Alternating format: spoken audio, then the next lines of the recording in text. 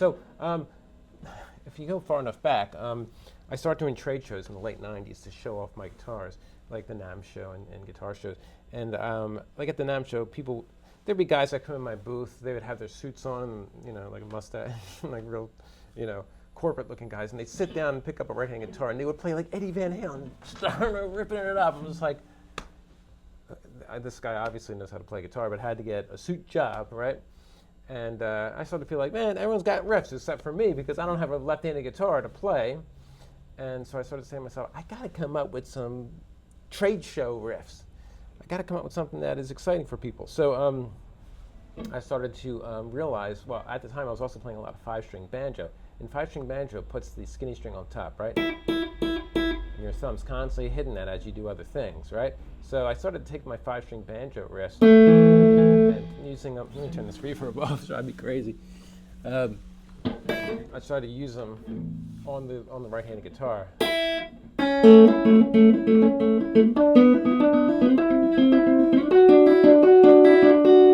Right?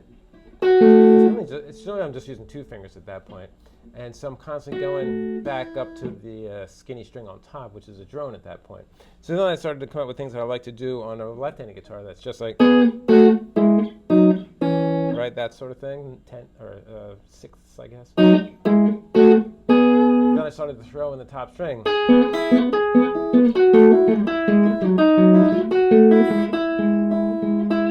So that became that thing. Right? And then I started to realize I could get, let me show you this other hand. This is a lot of pull-offs here.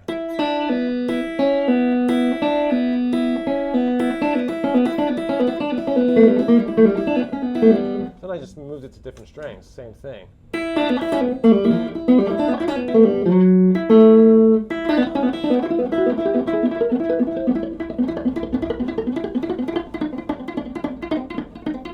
It out. It sounds really cool, right? So then I started to do that plus chords.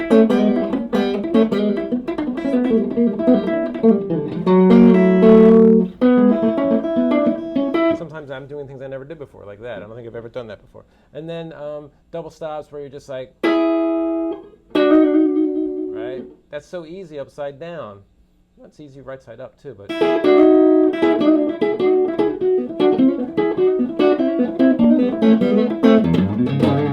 And a lot of the stuff on the low string I just love. I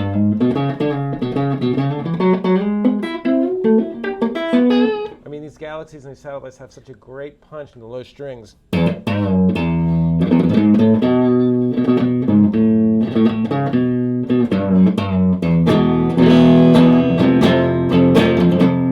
Right, so I started to use that a lot.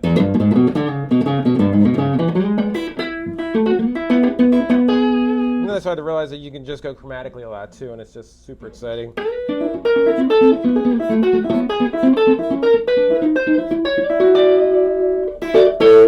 It's just a lot of ideas and riffs that I come up with over the years, and also a left-handed guitarist is constantly flipping things in her head, like you're flipping scissors in your head, you're flipping every right-handed, like a game, like video games, right?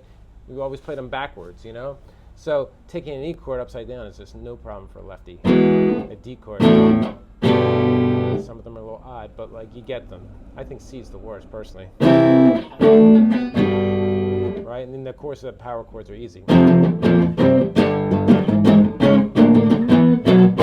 making mistakes here. And then this is not the hardest thing, but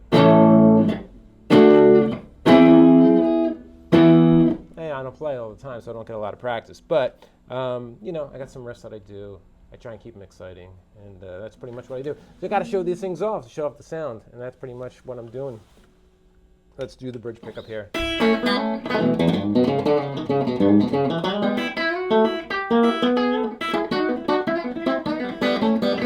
Now we're going to do both.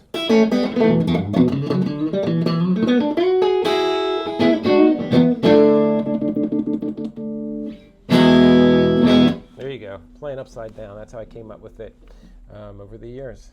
Satellite is about $18.50 for one of these fancy satellites with cool inlay and all the pretty pearl plastic and shined up mirrored parts.